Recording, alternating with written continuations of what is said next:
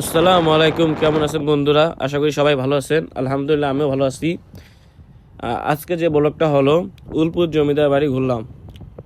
আর উলপুর যে জমিদার বাড়ি, সেটা হলো সুন্দর জায়গা। হ্যাঁ, ধারে কাছে ওইটাই ভালো জায়গা। আর ওখানে এমনকি ভাই, ওখানে জলপরিও পর্যন্ত আছে ভাই। আর এই যে আমরা গেছি, এই যে ব্রিজ পার হলাম, এইটা উলপুর মানে ব্রিজ। এই ব্রিজের সামনেই আছে জমিদার বাড়ি। আর ওখানে সুন্দর সুন্দর জায়গা আছে, ফুল আছে, ফল আছে, বসার জায়গা আছে, বাঘ আছে। কিন্তু ভাই ভাল্লুক নাই, হরিণ নাই, শুধু বাঘই আছে আর সিংহ আছে। আর দেখতে পাচ্ছেন ভাই, আমরা ব্রিজটা পার হচ্ছি।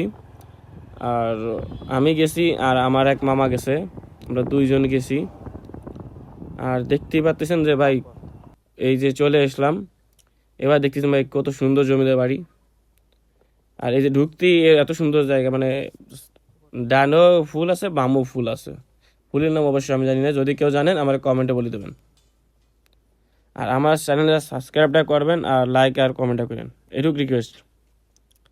আর দেখতেই তো পারতেছেন ভাই, এত সুন্দর জায়গা ভাই, কল্পনা বাইরে। এই যে ভাই বাড়িটা দেখতে পাচ্ছেন, বাড়িটা অনেক সুন্দর আর বড়। কিন্তু ভাই অবশ্যই ভিতর ঢুকতে দেয়নি, বাইরে থেকে ভিডিও করা লাগছে আমার এরকম।